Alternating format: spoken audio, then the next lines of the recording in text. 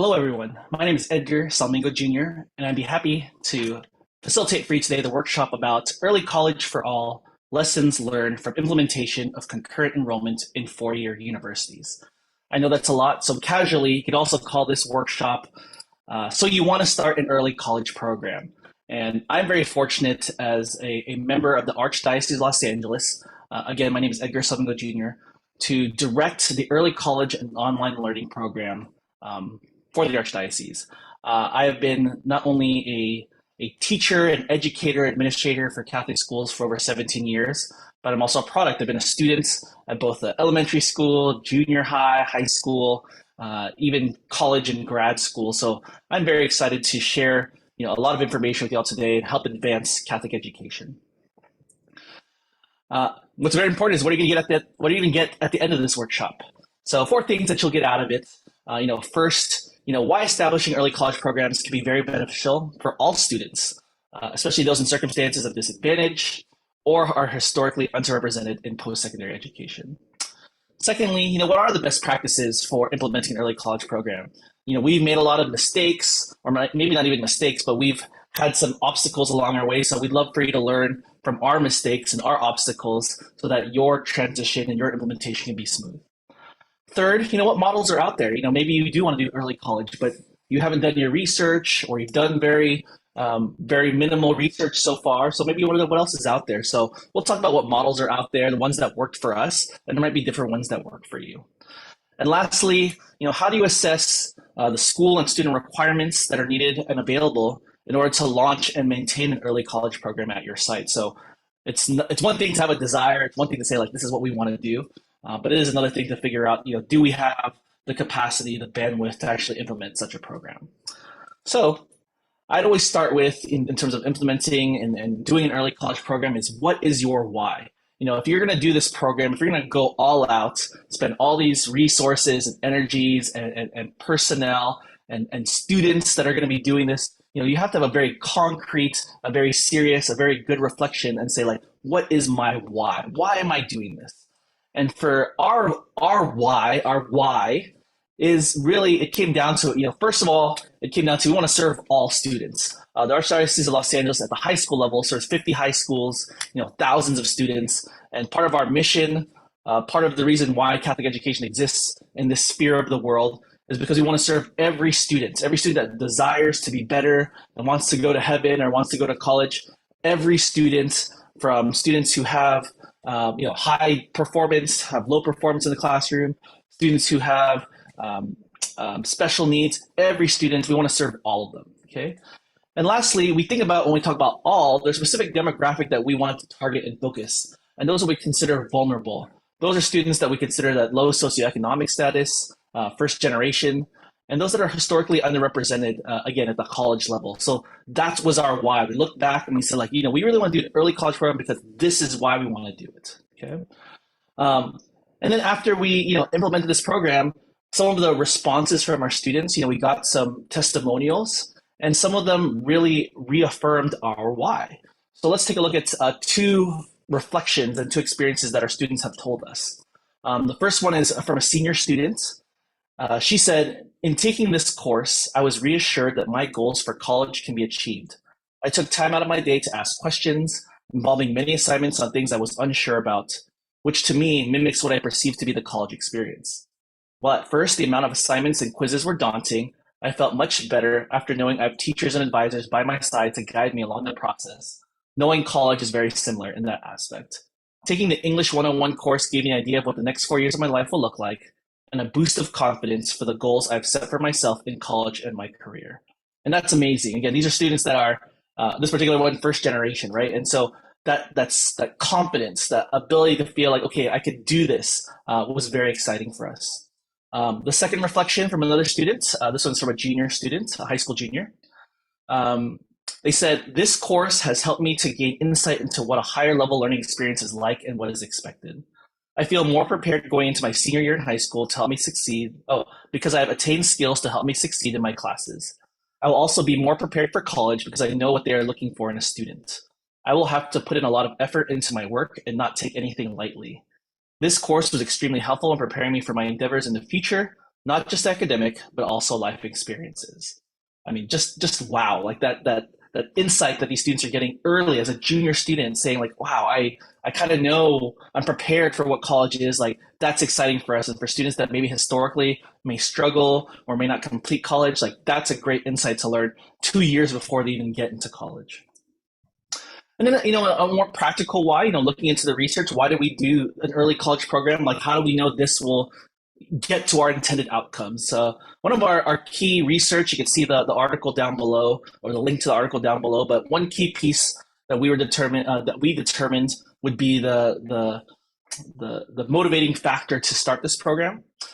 Teachers College from Columbia University published research showing students participating in early college programs are more likely to graduate from high school, enroll full-time in college, earn higher grades in college, and graduate from college. So for a more practical wise, like, hey, we want early college. We want our kids not only to be successful, not only in high school, but beyond when they leave us, when they graduate. This is very important to us, and so it's nice to see research affirming that doing this type of program would help students perform better after graduation. So now that we know our why, let's look at our how. So we know early college programs can be very beneficial to our students. So how are we going to achieve this? First of all, this is an intentional part for us. It can be different from different schools, different districts, different states.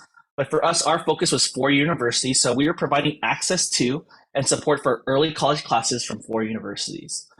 We wanted to, again, this is our own model of how we want to do things, because students have different, I don't want to say excuses, but we'll say barriers to access. So that could be money, that could be time, that could be schedule, that could be, even support from outside, not only just the family, but support in doing this. Our program was designed to remove any and all barriers for vulnerable students to participate. And lastly, we wanted these courses to be worthwhile for our students. At our neck of the woods in California, a lot of students like to go to Cal States and UC schools. So we also wanted to create a program that maximizes transferability to 4 universities that they intend on matriculating to. So think of this as like a cooking show, right? I would love to show you like what we did and how we did, but before that, like they do in a cooking show, they show you the finished product first. Like, this is what it looks like, and then I'll tell you the recipe. So let me show you a quick video. This is not us. We're still in our first year of implementation, but I have a video from another school. This is High School District 214 in Cook County, Illinois. There's a YouTube link. You could share this with whoever, but I'm going to play the video for you. But this is one example of an implementation of a 4 university course program that students can take at their high school. So we'll play the video real quick.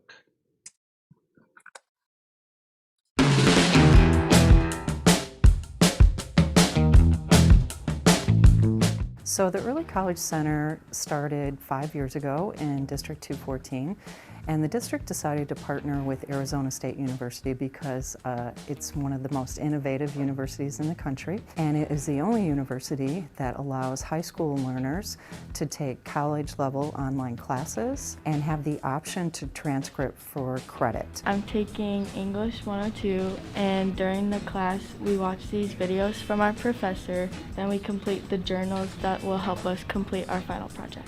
What you're going to be introduced to this week is writing project number 4. Here at ECC, the staff is helpful every single day that you're here because she always gives us an overview on the classes as well as what assignments we need to do, and they're also helpful with things that don't exactly apply to ECC, like college applications, but they're still willing to help. Because the students can work at an independent pace for most of their coursework, they all may be doing different assignments, so some assignments come easier, some assignments may be a little more difficult. So we'll sit down with them and work through the different tasks that they have for those assignments. And then additional to their coursework, we also help them with their college essays, helping review and edit those. We also help them with their college applications for the FAFSA applications. And we're an additional resource to what they may have at home. Anybody got good news about getting accepted to colleges this week? I got accepted into Bradley and I got accepted into Iowa. All right, congratulations. The program, I think, has been popular because students see the opportunity to earn early college credit in a different alternative environment, but also I think Our program is a little unique from some other programs because you join us throughout the year, your senior year, and you take all the gen ed courses you would typically have to take your first semester of college. In my opinion, I think the ECCU program is great because you can get your gen ed done early, save some money, and it's also just a good aspect of just kind of getting that feel for colleges early in high school because it kind of feels like a college classroom. What I think is so amazing about the program is students get a taste of college life and access to college content and courses. Unlike an AP class, they don't have to wait for a single test to determine whether or not they get credit for that course at the college level. They get to ride through all the content, they get to get feedback along the way, and whatever grade they earn then is what they transcript through Arizona State University. Another big plus too is that the fee that they're charged is so much less than if you were paying for 3 or 4 credit classes at the university or any college for that matter. And on top of that, the students choose whether or not they want to transcript that grade. So there's choice in it. You're not stuck with that grade if you didn't get the grade you desired. You know, you have that option to transcript the grade. ECC helped me get prepared to come to college. I was the first student in my family to go to college, and they helped me just gain more confidence within myself and meeting different peers, having courses online, having the opportunity to work with a teacher in person as well. And that's an experience I never gained before. And doing that, taking courses at ECC helped me also get the confidence I have here at National Louis. For our students, what's so awesome is to have them come through the door, maybe feeling a little unsure, maybe wondering if they can handle the pace and the rigor of the course. But as they progress week by week and month by month, the growth in their confidence is amazing to watch, and they start taking the lead. So instead of waiting for guidance or maybe tiptoeing towards the tasks that are in front of them, they are ready to take it on independently. And from start to finish, you see such a different student than the one that came through the door. So that's a great video, a great finished product video of what an early college program can look like. So moving forward, we're going to talk about how we got to our finished product. Okay, so a little bit of our history. So we started in 2020. It was the pandemic year, and it was obviously very, very challenging. And we started as a pilot program. We initially, how we started this was a vision and a dream that we want all of our high schools to have early college programs, whether it's community college, whether it's 4 universities. But we were specific in that our particular archdiocese wanted it from 4-year. We wanted to partner with 4-year universities. For us, what was very important is that we wanted to distinguish ourselves from public schools in our area. We also wanted to help build partnerships with Catholic universities, other universities. But ideally, we want to partner with 4 universities because we want to kind of separate ourselves and enhance some of our schools that have partnerships with community colleges. So once we kind of figured out that was our vision, our team worked with and hustled and tried to find funding so that students and families wouldn't have to pay to participate. So we're very fortunate to partner with 2 amazing foundations. The first one, the Conrad and Hilton Foundation, they're very Catholic friendly, along with the Dan Murphy Foundation, who both have been very good stewards and funds for Catholic education. And so we're excited to partner with them, and they've allowed, thanks to their generosity, for students to take all these courses cost-free. So we started with the funding, and it's like, hey, we got this, and we got our vision, but we didn't have anything implemented yet, and we wanted to hustle. And so our first university partner was Arizona State University, really because it was the low-hanging fruit. The existing program is very, like they mentioned in the video, very innovative, and it's very quick and easy to enroll students, to get students in. In terms of payment, for us, the starting point was $25. And the way they do it is once they complete the course, they pay an additional $400 to convert to college credit to get a transcript. So what's very exciting for us is that it was we were going to start this, and we were unsure how this is going to look like. But it's nice that the beginning was only $25 for us to start this program per student. Okay, so that was our history. Starting in 2020 in the pandemic. So in this program, again, in the Archdiocese of Los Angeles, we have 50 high schools. We, in our first few years, focused on and implemented it at 4 of them. You can see a picture here of where the 4 schools are. They were self-paced courses. So these were asynchronous. They didn't have to zoom into a class at ASU, but they were self-paced. So there was no deadlines. There was no, there was nothing that they had to do at a certain period of time. So they were taking it as they go. This was done during the summer, and it was done as an opportunity for students to take a college course in preparation for an AP course. So students that were taking AP Calculus, we had students take a pre-calculus class in the summer so that they're ready for that course. Students are taking AP English. We had them take this college English course before they got into the AP English course. We had 38 registrations for our first pilots, and we had 5 completions. After that, during this year, we added some more schools. As you can see, we're up to 6 schools, and we're very excited. We've expanded some of our coursework, still through Arizona State University. And we had an extra incentive, and again, this is maybe unique to us, or maybe you could find your own funding or have other partners that can work with you to invest in students.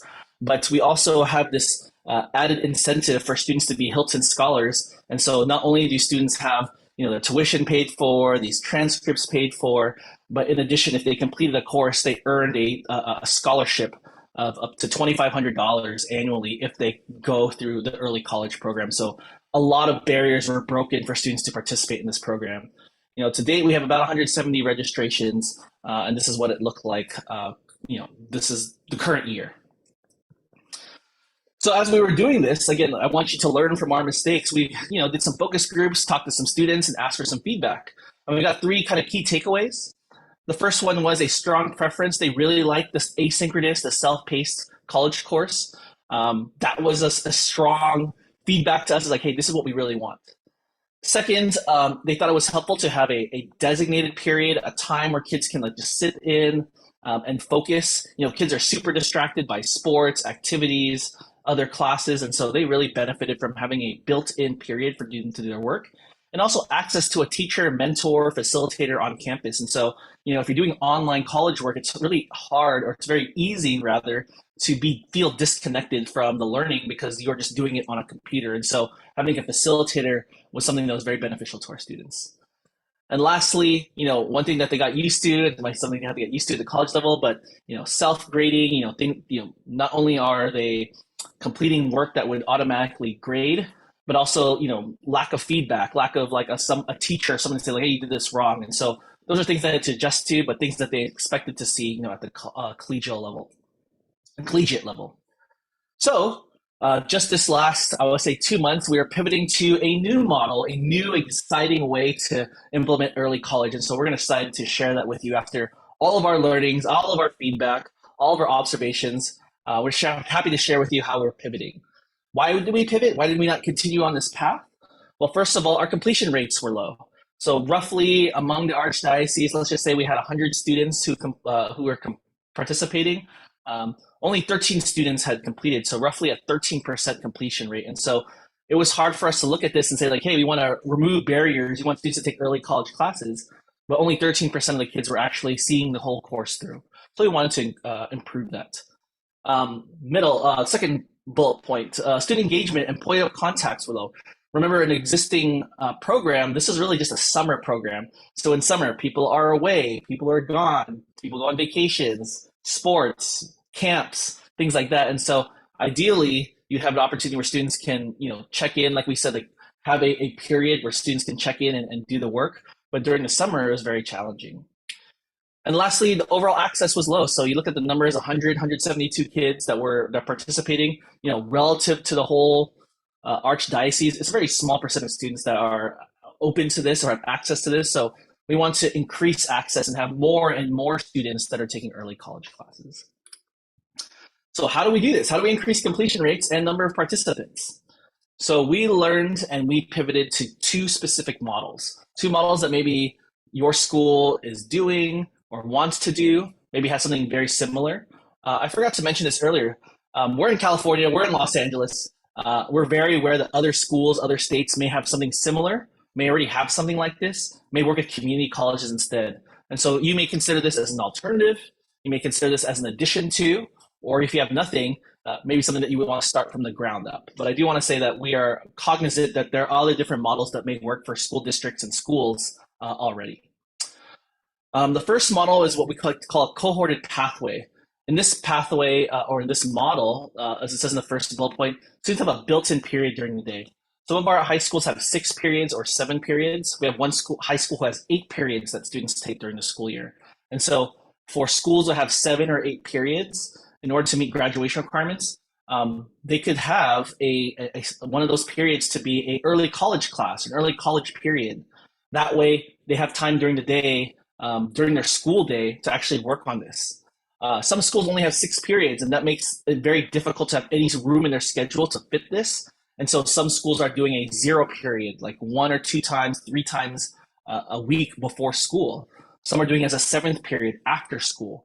And some are doing as a small model. So they're doing with incoming classes of freshmen of like 10 to 15 and starting small. Secondly, what's great about this is the flexibility. This is, you saw in the video, most of the classroom models, kids are, on their own, they're on a desk, they're behind a computer. Because we have a facilitator as opposed to a teacher, in some of our schools, kids are doing a math, some kids are doing an English, some kids are doing computer programming. So because of this type of model, you don't have to worry about, I need a math teacher, I need an English teacher, I need a computer science teacher. What's great is that you have this flexibility where maybe you open the doors for students to take 4 or 5 different classes, but you're not limited to, having a teacher to be an expert in all 5 areas, since they're just facilitating. And lastly, but through this pathway, kids can do a 3-4 year plan. One particular school, freshman, sophomore, junior year, knock out 3 to 6 general ed requirements. And then maybe in their senior year, and we'll talk about this, complete like a certificate or a micro-credential program so that they have some sort of takeaway when they apply for jobs or apply for colleges. They have something kind of tangible that they can share with future employers or schools that they've attained. We not only partner with Arizona State University, which we mentioned, but we're also expanding our partnerships to work with Oregon State University as well. And the reason why is because there's more certificates and micro-credentials that are offered that were not available when we first started this program.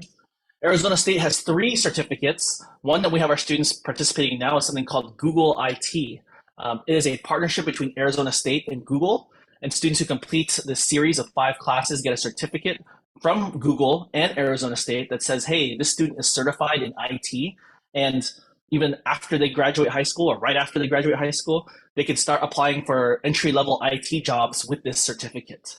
They also have certificates in project management and business analytics. Oregon State University has a lot of micro-credentials, and we have the list. I'll share the websites with you at the end of the presentation. But 3 that we identified as we think will be very popular with our students. There's a sports business micro-credential. There's a medical Spanish micro-credential.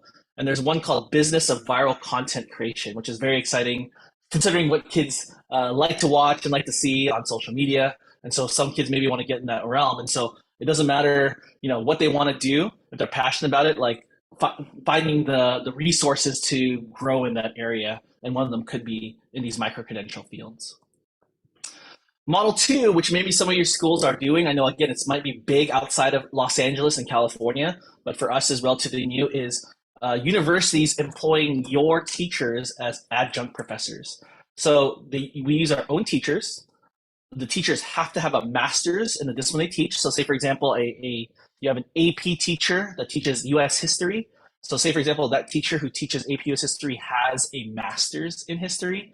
They could be hired as an adjunct professor and teach at your school, look exactly like an AP class or like any class at your campus, and the students would be getting college credits from a university. So students, the implementation of how we're doing it is students who are taking an AP course, for example, for next year, AP Spanish, would not only be taking AP Spanish, but they're also getting concurrently credits from St. Louis University at the end of the school year, a transcript that says they've completed first year Spanish already. What's great about this? I know there's like controversy, AP, non-AP. One thing that's a definite is that there seems to be less risk for getting college credit by taking an AP class. When you take an AP class, you have to study for a test. Some of our students are not the best test takers. The demographics we're looking for, some of those historically don't do well on testing. And so one thing that's great about this concurrent model is that they could potentially use 2 ways to get college credit. They could take the AP test and they would get a transcript from the university. And lastly, which we talked about, access is greatly increased. So if you have a class of 30, a class of 60, 4 sections of AP US history, all of a sudden you have all these kids that are taking college classes that wouldn't be normally doing it. So in our current statistics, what we're doing now and moving into the next school year, currently we have 6 schools. Of those 6 schools, 5 of them did that summer program, that original program that we talked about, but we have 1 school that's using a cohorted pathway model with 26 students. They're taking it as a period within the day. It's like their first period of the day. They go to a class and they do their early college work. Next year, we are expanding to 10 schools, with 6 schools planning to use a cohorted model. We're doing rough estimates here, but about 100 students. And 4 schools planning to use an adjunct professor model. We're doing a conservative estimate here, but maybe let's just say 80 students. So roughly 200 students next year would be taking college classes and expanding even more in this new model. So for you may be wondering, like, what are some practical next steps? What can I do? And this is us sharing, if we could do this all over again, this is what we would do differently. And you don't have to wait 3 years, 4 years to fix the mistakes or to try to figure out how to solve mistakes that we made. And the first thing that we would say is do a very deep dive in self-assessment, and not only in self-assessment, but like in these particular areas. And these are questions I would say for you, your team, your academic leaders, like ask yourselves these and have real tangible answers to these before you move forward. The first one we talked about in this presentation is, what is your purpose, right? Self-assess your purpose. What is your why? Who do you want to serve? And we told you who we wanted to serve. We told you our why. So maybe look back. Does something tie into your mission? Do some of you have accreditation where you have aims to advance your academic program? So what is your purpose? What's driving this boat, okay? Or what's driving this train, this car, whatever vehicle? What's driving it? We have to be real. After the pandemic, I know a lot of teachers, educators, administrators feel kind of burnt out, feel like they have too much on their plate. So take a real deep dive into self-assessment. Do I have the capacity to support such a program? So the first question you might ask yourself is, who on staff could lead these efforts as an administrator and a facilitator? Some of the schools that we're working with, they're unfortunately going through transitions in leadership. A new principal is there, or they're going to anticipate a new principal for the following year. So do you even have the opportunity to have leadership, a strong, long-term leadership that can see this program through? Second, how much bandwidth is available for all staff supporting the program? So ideally, at the minimum, you have an administrator, whether it's a principal or VP that's kind of overseeing, managing the program, and you have a teacher facilitator that's with the students every day or every time the class meets that's overseeing the students. So how much bandwidth do I have? Does my administrator have time to take this on? Do I have a teacher on staff that is willing and excited to do something like this? And lastly, if I want to do this third one, if I want to do the adjunct professor model, do I have AP teachers on staff who have a master's in their field? Because I know for some schools, that becomes a barrier to implement that type of program, because some schools don't have teachers who have a master's. And the third bullet point, self-assessment of resources. We were very fortunate. We worked with, again, those 2 awesome foundations, Conrad and Hilton Foundation and the Dan Murphy Foundation. But for you, how will course fees be paid? In other districts, other schools, they pass those fees along to the families. Hey, if you want to participate, the cost of the course is $425. Hey, the cost to participate in this adjunct professor program, it's about $300, right? So how do you want these to be paid?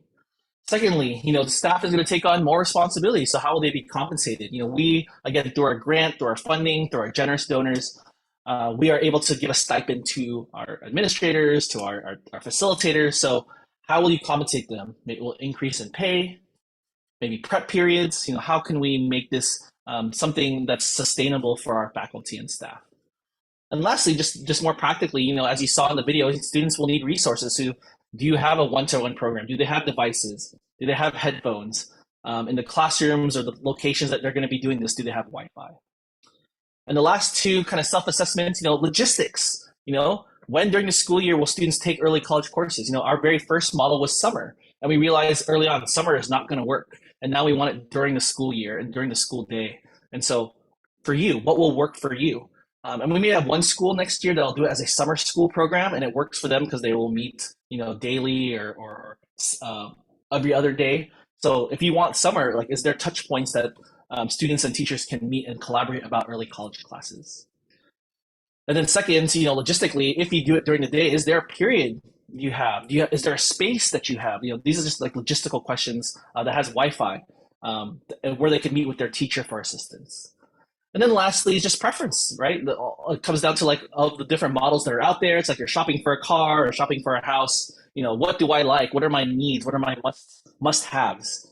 So do you want the students to be taking courses online? So there's pros and cons with that. Do you want it during the school day? Do you want them to do it on their own? Second, what courses will be taking? Again, I'll share the link for you for Arizona State University and Oregon State, and also for St. Louis University. But what courses do you want them to take? Do you want them to knock out their GEs? Do you want to expand your academic program? One of our schools says like, I've always wanted to have an engineering program at our school. And the other school said, I want a computer science program because a lot of students are clamoring for that, but we just don't have a teacher. And so they narrowed the scope. It's like, okay, we're only offering, everyone to take a computer science class. And then if you want to be even more bold, maybe you add and publicize, we have a certificate and micro-credential program.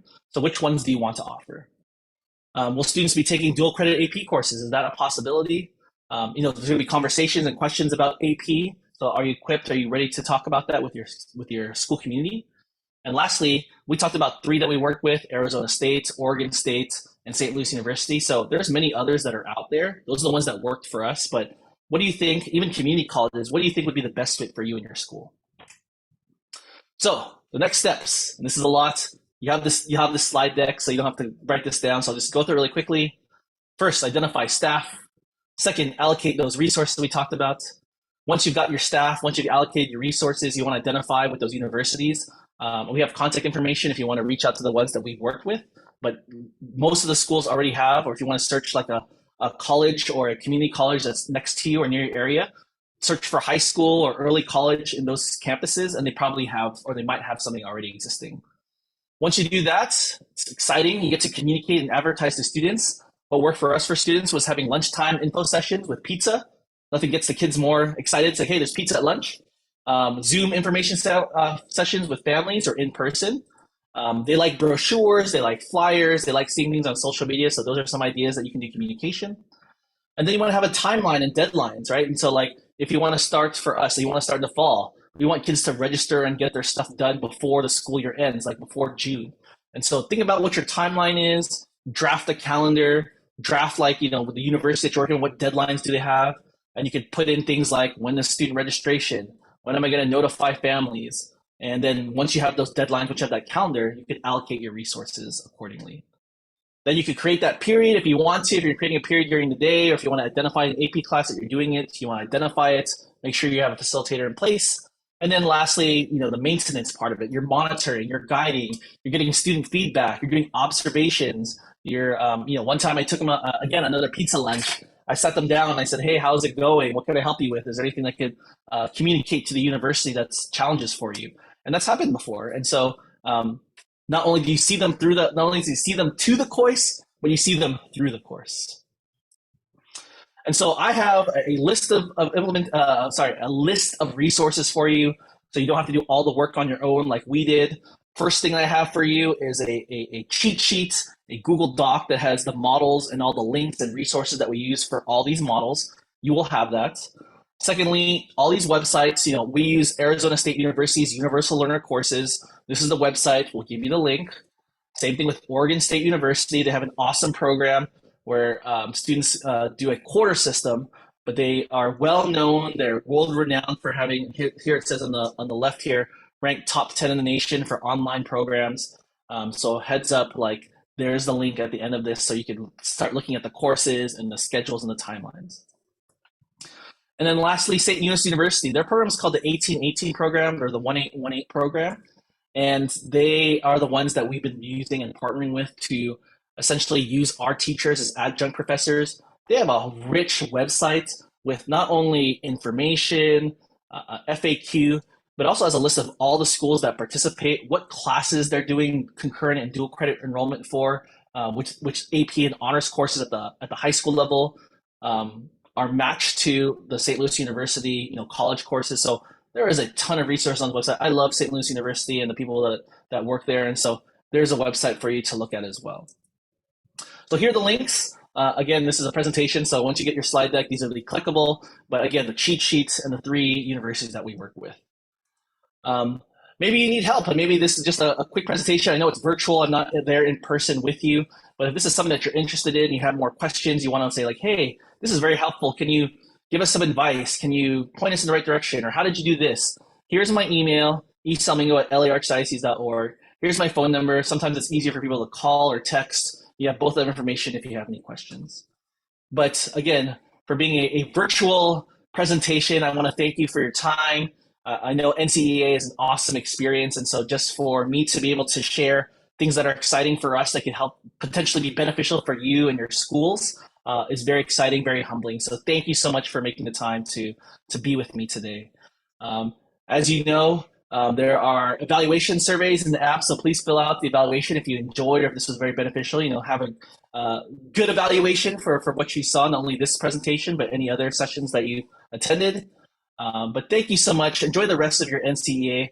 And if you want to connect later, I'd be happy to meet with you sometime soon or chat and connect with you very soon. Thank you very much. God bless you and have a wonderful day.